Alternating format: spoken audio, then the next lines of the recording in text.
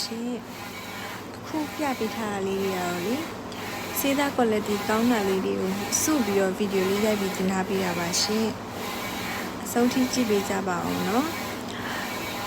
ယူနစ်မြန်မာမှာဘယ်လို service တွေရလဲဆိုလို့ရှိရင်